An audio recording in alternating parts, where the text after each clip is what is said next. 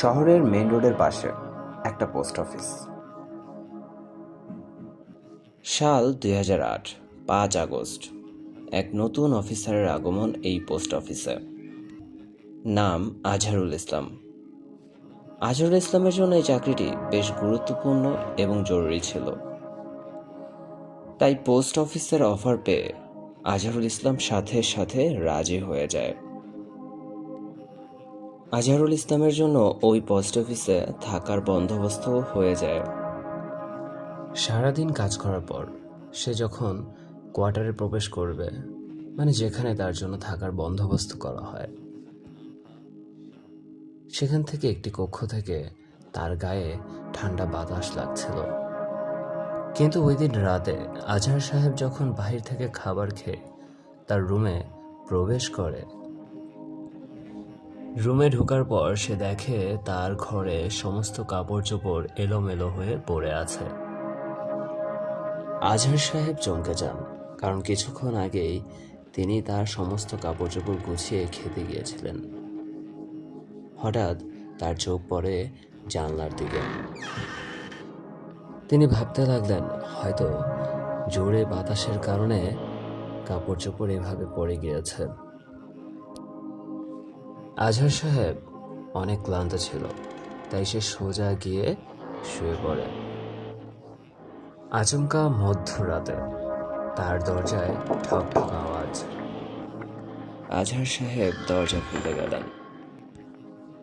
যখন তিনি দরজা খুললেন, দেখলেন একজন ইউনিফর্ম পরা লোক। অন্ধকার হওয়ার কারণে তার চেহারা তেমন বোঝা যাচ্ছিল না। আজহার সাহেব লোকটাকে জিজ্ঞেস করলেন, এমন কি হয়েছে যে এত রাতে এসে তার ঘুম ভেঙে উঠানো লাগলো। কিন্তু বারবার জিজ্ঞেস করার পরও লোকটি উত্তর দিল না। ওই লোকটার চেহারা দেখার জন্য আজহার সাহেব যখন তার রুমের লাইট অন করে, তারপরে দেখে সেই লোকটি আর সেখানে নেই। চারপাশ ভালো করে দেখার পর তিনি যখন দেখলেন এখানে কেউ নেই, তখন তিনি অনেক ঘাবড়ে যান। আজহার সাহেবের চোখে অনেক ঘুম থাকায় তিনি তাড়াতাড়ি করে দরজা বন্ধ করে আবার শুয়ে পড়লেন। কিন্তু কিছুক্ষণ পর আবার দরজায় ঠকঠক।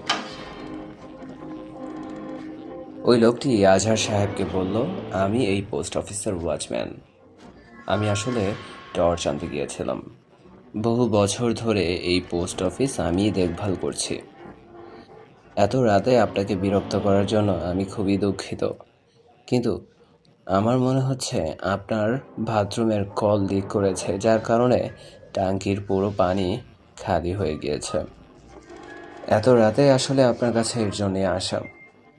তারপর আজহার সাহেব তার বাথরুমে গিয়ে দেখলেন আসলেই তার কল ছাড়া। ওই রাতের পর আজহার সাহেবের সাথে ওই ওয়াচম্যানের ধীরে ধীরে বন্ধুত্ব হয়ে যায়। ওই দুজনের প্রতিদিন অনেক কথা হতো। ঠিক 1 মাস পর আজহার সাহেবের মেইলে একটা মেইল আসে। মেইলটা ওপেন করার পর আজহার সাহেব রীতিমতো চমকে ওঠেন। মেইলে লেখা ছিল, পোস্ট অফিসের নিরাপত্তার জন্য একজন ওয়াচম্যান নিয়োগ করতে যাচ্ছে গভর্নমেন্ট। আজহার সাহেব ভাবতে লাগলেন এটা বড় ধরনের একটা কনফিউশন হতে পারে। কিন্তু একটু পর তিনি আরও যাচাই বাছাই করার জন্য হেড অফিসে ফোন দেয়। সেখান থেকে আজহার সাহেব জানতে পারে এখানে বহু বছর ধরে কোনো ওয়াচম্যান নেই। আজহার সাহেব এগুলো শোনার পর একদম ঘাবড়ে যান। ভয় পেতে লাগে নিজের ভিতর থেকে। তাহলে এতদিন যার সাথে ছিল, এত কথা বলল, এবার আজহার সাহেব ভাবতে লাগলেন প্রতি রাতে যার সাথে কথা হতো, দেখা হতো, সে নিশ্চয়ই কোনো চোর হবে। আজহার সাহেব ভাবতে লাগলেন ওই ওয়াচম্যান থেকে তিনি এখন থেকে একটু সতর্ক হয়েই থাকবেন। কিন্তু মধ্যরাতে আজহার সাহেবের ঘরের দরজায় আবার ঠকঠক আওয়াজ। আজহার সাহেব উঠে যখন দরজা খুললেন, দেখলেন অপর প্রান্তে ওই ওয়াচম্যান দাঁড়িয়ে আছে।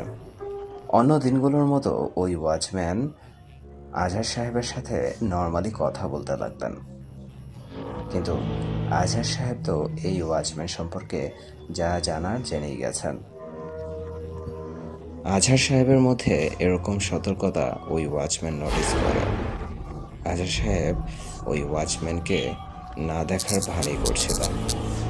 হঠাৎ করে আজহার সাহেবের ঘরের লাইটগুলো জ্বলছিল, নিভছিল। সাথে সাথে ওয়াচম্যানের চেহারা শয়তানের রূপ ধারণ করে, এক ভয়ানক চেহারা যেটা দেখে আজহার সাহেব প্রচণ্ড ভয়ে কাঁপতে থাকে। পুরো ঘর থেকে আজহার সাহেবের কানে কিছু অদ্ভুত অদ্ভুত আওয়াজ ভেসে আসছিল। আজহার সাহেব ভীষণ ভয় পেয়ে যায়। ওই ওয়াচম্যান ধীরে ধীরে আজহার সাহেবের কাছে আসতে থাকে আর এসে তার গলা ঝাপটে ধরে। ওই ওয়াচম্যানের পুরো শরীর শয়তানের মতো দেখতে হয়ে যায়। ওই ওয়াচম্যান জোরে জোরে বলতে চাচ্ছিল, আমি শুধু এক বন্ধু চেয়েছিলাম। আজহার সাহেব জোরে জোরে চিল্লাতে লাগলো, বলতে লাগলো, ছেড়ে দাও, ছেড়ে দাও আমাকে, আমাকে ছেড়ে দাও দয়া করে। আজহার সাহেবের চিল্লানোর আওয়াজ শুনে ওই বিল্ডিংয়ে থাকা কিছু ওয়ার্কার্স দৌড়ে আসে। তাদের আসার সাথে সাথে ওই ওয়াচম্যান কোথাও গায়েব হয়ে যায়। ওইখানে থাকা ওয়ার্কার্সরা আজহার সাহেবকে কোনোভাবে শান্ত করে সেখান থেকে আবার চলে যায়। পরের দিন সকালে ঘুম থেকে উঠে আজহার সাহেব যখন তার গলায় ওই ওয়াচম্যানের হাতের ছাপ দেখলেন, তিনি আরও ভয় পেয়ে গেলেন। এরপরে ওই দিন বিকালে তিনি আশেপাশে আরও কিছু মানুষের কাছ থেকে অনুসন্ধান করার পরে জানতে পারেন 20 বছর আগে এই অফিসে একজন ওয়াচম্যান ছিলেন যে ল্যাংড়া ছিল, যার কারণে অফিসের কিছু খারাপ কর্মচারী তাকে বিভিন্নভাবে হাসি তামাশার মাধ্যমে ছোট করতেন।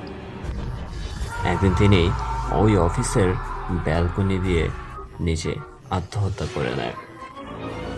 আজহার সাহেব এসব শুনে ওই দিনই ওই অফিস ছেড়ে দেয়। চাকরি তো ছেড়ে দেয় আজহার সাহেব, কিন্তু কোনোভাবেই ওই ভয়ানক অভিজ্ঞতার কথা আজহার সাহেব ভুলতে পারে না। আজহার সাহেব আরও ভাবতে থাকে, ওই পোস্ট অফিসে ওই ওয়াচম্যানের আত্মা সবসময় একজন বন্ধুর তালাশে ঘুরতে থাকবে। এই ছিল আজকের গল্প। ভিডিওটি যদি তোমাদের ভালো লাগে অবশ্যই চ্যানেলটি সাবস্ক্রাইব করে রাখবে আর ভয়ের ঘরের সাথেই থাকবে। আল্লাহ হাফেজ।